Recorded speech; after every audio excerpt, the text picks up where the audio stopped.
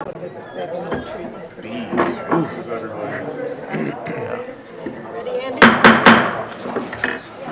time. I'd like to call the Gurnee Village Board regular meeting of October 22nd, 2018 to order. Roll call, please, Andy. Garner. Aye. Balmas. Present. Hood. Torstensen. Yes. Jacobs. Present. Ross. Here. 5 present, 1 absent. So both Mayor Kvark and Trustee Hood are not able to make it this evening. As such, it would be appropriate at this time for someone to nominate a President Pro Tem to chair the meeting. I move that Trustee Balmas take the Second. chair. Okay, got a motion by Trustee Ross, second by Trustee Garner, for Trustee Balmas to chair the meeting. All in favor, say aye. Aye. Aye. Opposed, nay. Alrighty.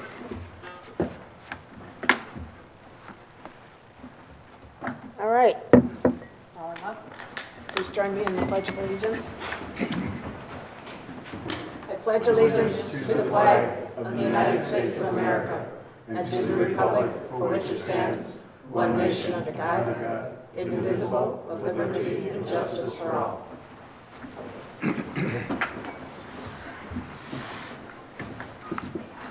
And next on business is public comment. Do we have anyone that has anything to say?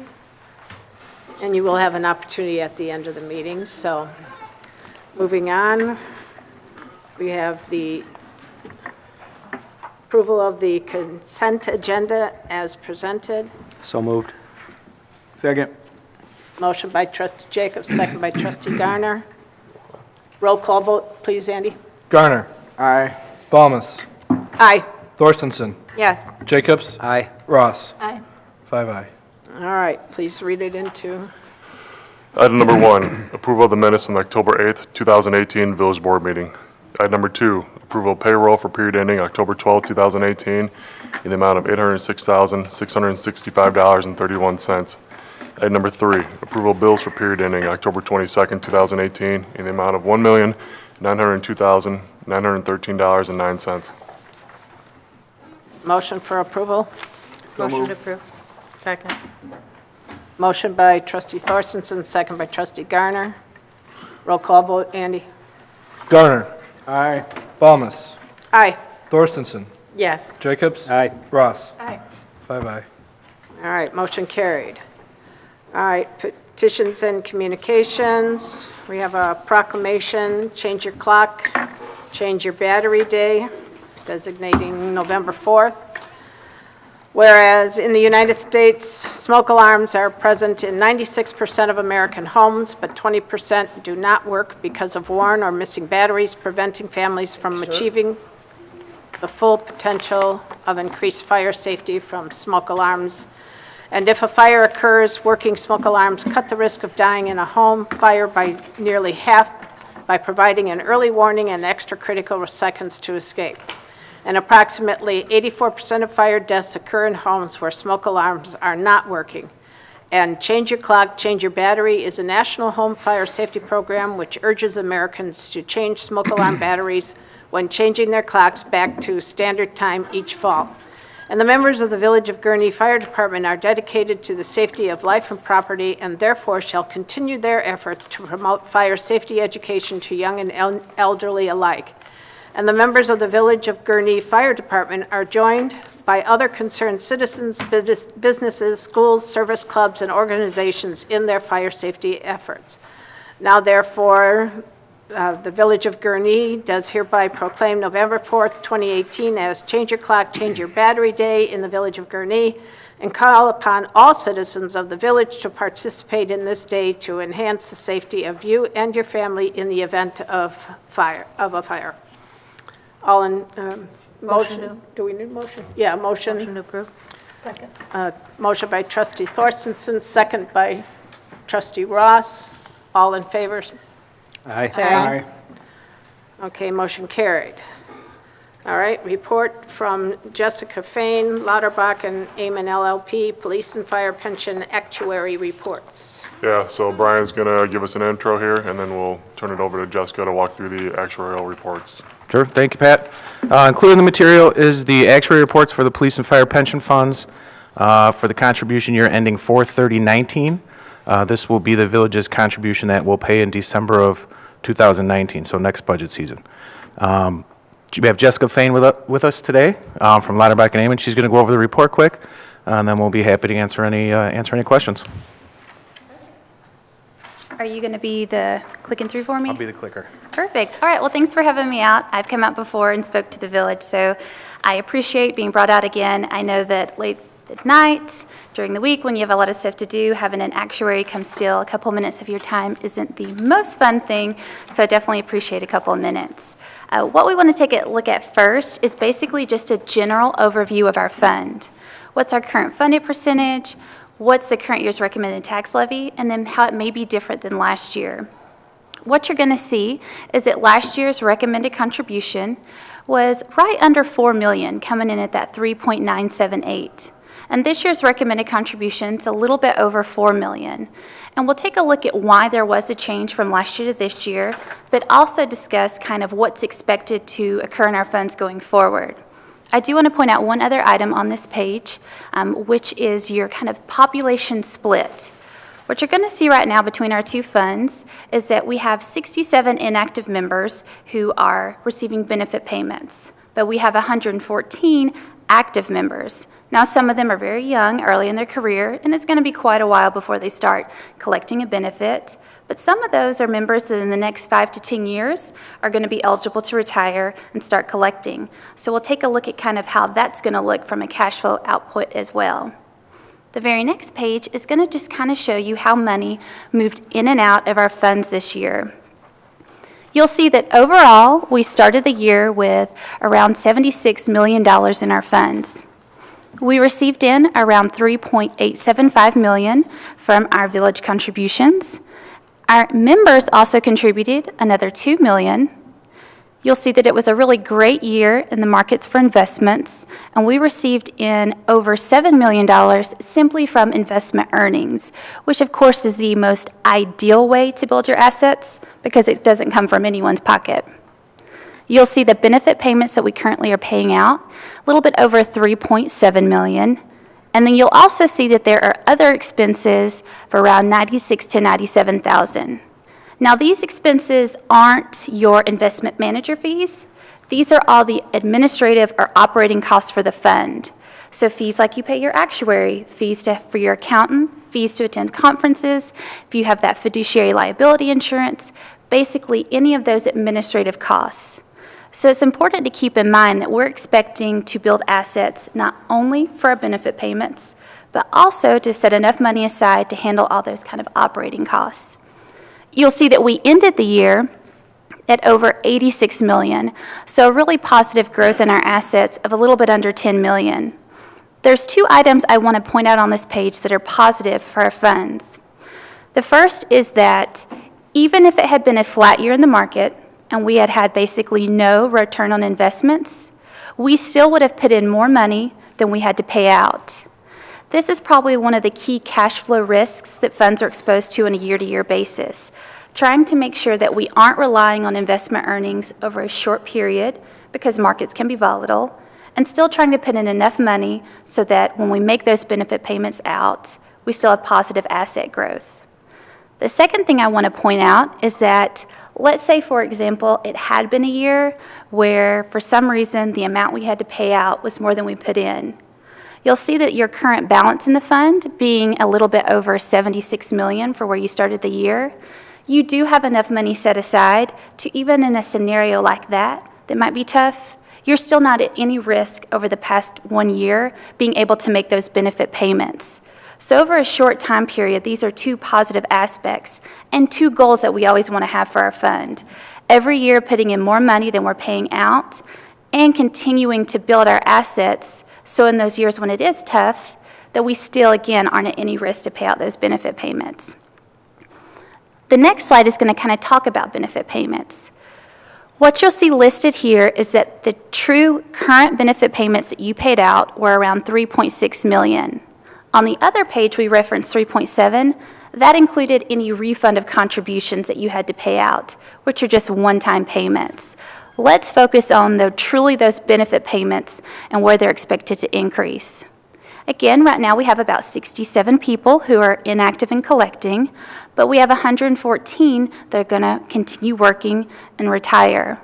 You'll see that what we anticipate as those members start to reach retirement in the next 5 years is that 3.6 increasing to almost 6 million, and then in the next 10 years increasing to almost 8.5 million. Your tax levy is taking all that into consideration, though.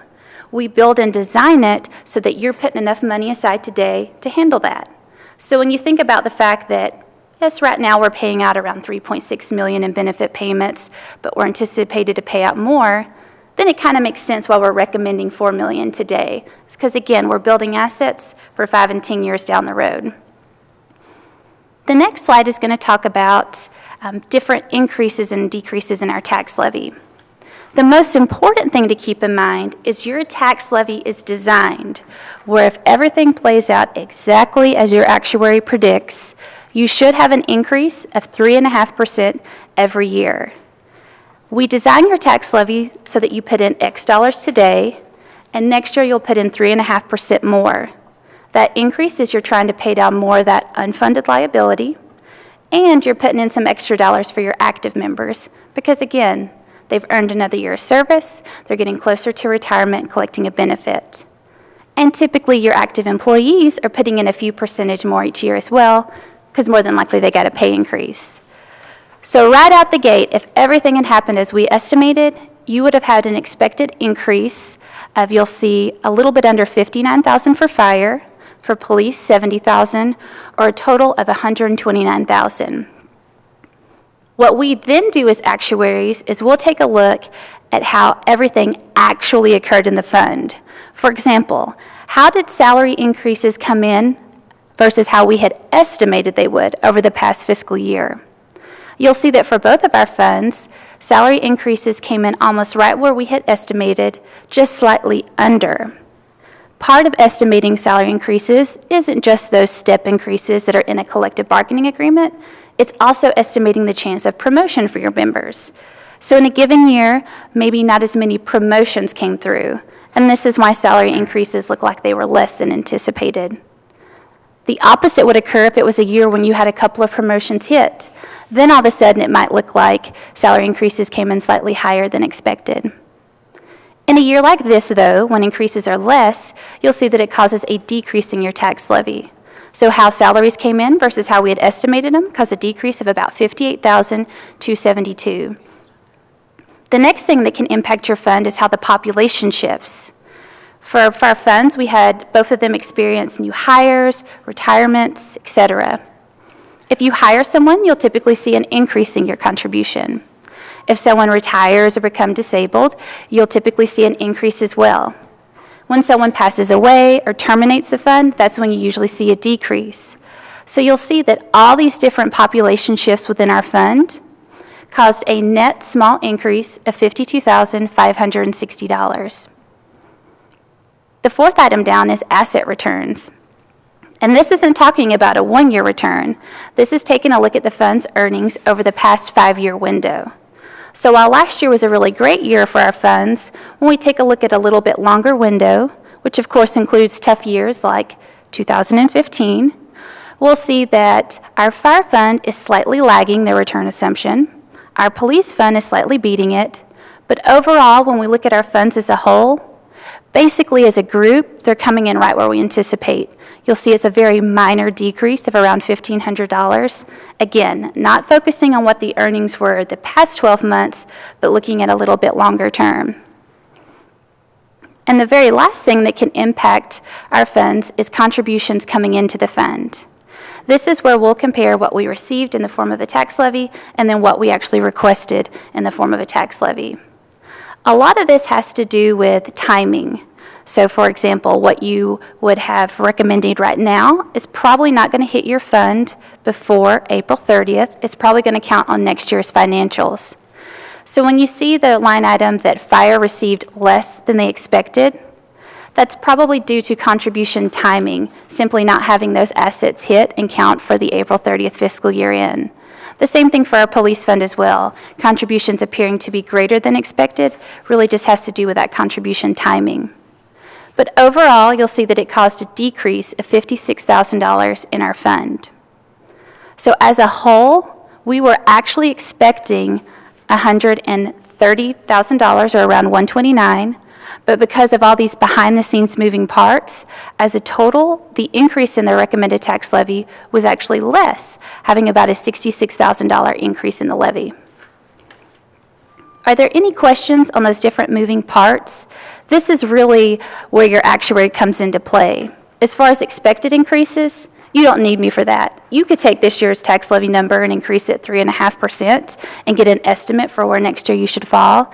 It's really kind of these different items behind the scenes. And that's why actuaries are so focused on assumptions. Because if we're using an improper assumption for salary increases, or how your population might retire, or for investment earnings, it's going to fall right here in your tax levy recommendation. So one of the things that came out of the strategic plan update when we went through that process was the desire to more conservatively fund pensions. And one of the things we were able to do last year through the budget, and we're going to try to do again this year, is fund these at the higher of the expected changes or the increased recommended contribution, which is what those two red circles are. So from a requirement standpoint, we could lower our fire contribution by $40,000. What we're going to do from a budgeting standpoint is try to fund it with the expected changes at $58,848 increase.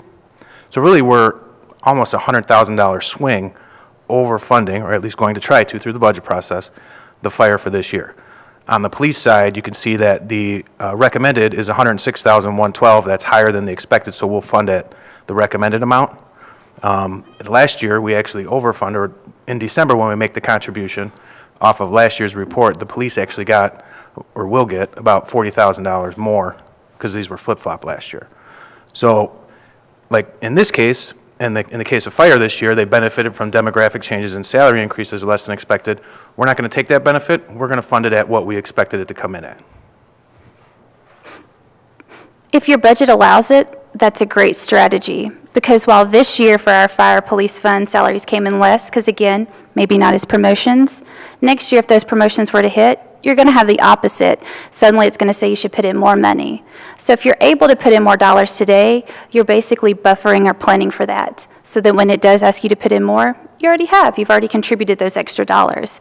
So if your budget allows it, this is a great thing to do. Because this is just over a 12-month period, and we're thinking about funding our pensions more long-term. So we're expecting years when maybe we have a disability comes through, and suddenly for our fire fund, the demographic or population change says we need to put in more money. So again, if your budget allows this, this is one of the ways that you can help to kind of buffer for any risks for your fund. Now, the very last page is just going to talk about funded percentage. I wanted to emphasize what a positive year it was for a funded percentage for both of our funds.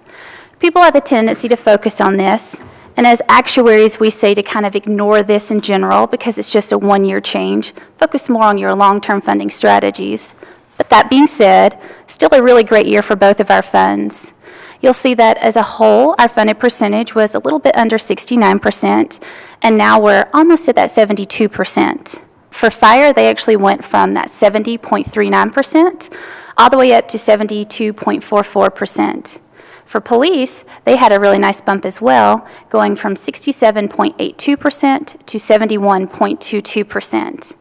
Oftentimes we'll get asked what the typical fund is in Illinois as far as funded percentage, and most of those funds are in those low 50% and dropping due to, of course, new mortality tables and all those things coming out. So for both of our funds, you are well above the average for the typical police and fire pension fund in Illinois, and again, a really nice bump in our funded percentage for both of our funds. That'd be it. And that's it. Any questions? Yeah, just a point of clarification. I mean, the village board knows, and we're unique in the aspect that we don't levy a property tax to pay for our pension contributions. That comes out of general operating revenue, so just wanted to clarify that. Of course, my apologies. Jessica gives a lot of these from communities to communities, and we're very unique in that regard. So our tax rate is 0, and we will continue to fund those through general fund revenue when we make that contribution every year.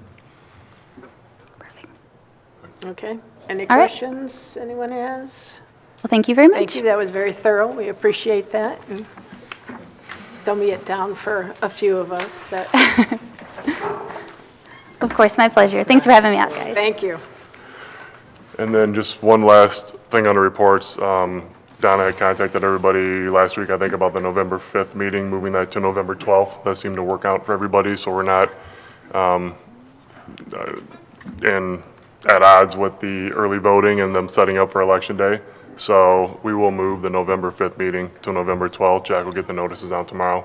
So we'll have a committee of the whole next Monday, then have a week off, then have a couple meetings in a row. All right. Any other old business? No, All right, moving on to new business. Approval of ordinance 2018-75, 75? granting a variation pursuant to the Gurnee zoning ordinance for property located at 1135 Vineyard Drive. Sure. So you had a memo from our associate planner, Claire, on this. The residents at 1135 Vineyard are requesting a variance to allow a proposed patio to extend approximately 10 more feet than allowed by code into a 40-foot rear yard setback. Per the zoning ordinance, they're allowed to encroach 10 feet. They're looking for an additional 10 feet, so a total of 20 feet into the 40-foot rear yard setback. There's also a golf course restrictive easement on this property. The 20-foot encroachment would not impede onto that golf course restriction, so we're good from that perspective. This home is kind of unique on Vineyard as it's set back further than other homes on the street. You can see from the aerial there in the memo, they believe this was due to, at the time of construction, to preserve some trees in the front yard, so it's set back a little bit further. So hence the request for the additional 10 feet into that rear yard setback. So it backs up to the golf course. There's no residence behind there that this is going to be impeding on. The petitioner spoke with his neighbors on either side. They were fine with it. So it is before you tonight for consideration. Was in front of the Planning and Zoning Board, received a 5-1 favorable recommendation. Any questions anyone has? Is the petitioner here? Yes. Yep. Okay. Anyone have any questions? Of a motion for trust, yes, you do? Motion to approve. Second. All right, we have a motion from trustee Thorstensen and a second from trustee Jacobs. Roll call vote, Andy? Garner. Aye. Balmas. Aye. Thorstensen. Yes. Jacobs. Aye. Ross. Aye. 5 aye. All right, motion carried. We'll expect invitations to the first big party. Okay, next on the agenda is public comment, if somebody wanted to address the board. Okay. Move to adjourn. Thank you. Second. Motion by trustee Ross, second by trustee Garner. All in favor say aye. Aye. Any opposed? Motion carried. We are adjourned. Thank you all.